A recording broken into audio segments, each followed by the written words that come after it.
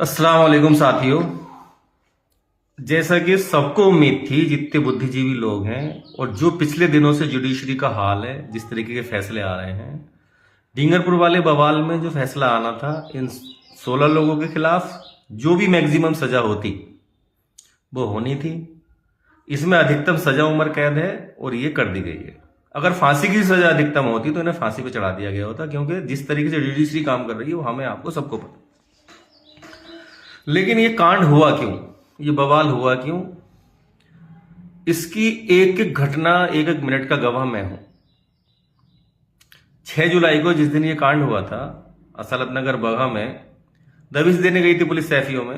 वहां पता चला कि दबिश देने के दौरान कुरान शरीफ जो है ऊपर से गिर गया था। तो उस टाइम राहुल गांधी भट्टा परसोल में भूमि अधिग्रहण बिल को लेकर मायावती का विरोध कर रहे थे और काफी किसान जले थे, वहां आग लगी थी। तो हमारी 10 तारीख को जो है रैली होनी थी अलीगढ़ में, युवा कांग्रेस की रैली होनी थी, बल्कि कांग्रेस की पूरी की रैली होनी थी। तो मैं जो हूं रैली की जायजे के लिए मुझे बुलाया गया था अलीगढ़। तो असालत नगर बगहा में पहली बस जो रोडवेज रुकी थी उसमें मैं मौजूद था। लोग जमा हुए, पुलिस भी वहां पहुंची कि भाई क्या हुआ क्या हुआ। लोग समझने को तैयार नहीं थे, लेकिन हम सब लोग उतरे और उन्हें समझाया तो स्थिति कुछ सामान्य होने को थी।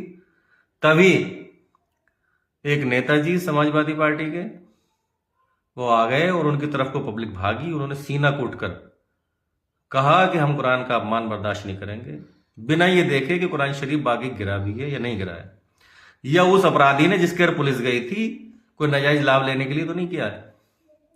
उनकी तरफ पब्लिक गई। कुछ देर बाद वहां बसपा से सांसद जो थे, कौम के अब्बा कहलाते हैं वो, और बड़े कौम के बच्चों को उन्होंने नौकरी दिलाई है।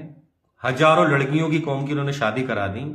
और कौम, अगर वो नहीं होते कौम मर गई होती, हिंदुस्तान छोड़ के चली गई होती। उनके बहुत एहसान थे। वो आ गए और उन्होंने कहा कि हम जो है किसी से नहीं डरते और कुरान शरीफ की बेइज्जती हम बर्दाश्त नहीं करेंगे। तो ज्यादा लोग उनकी तरफ को चले गए।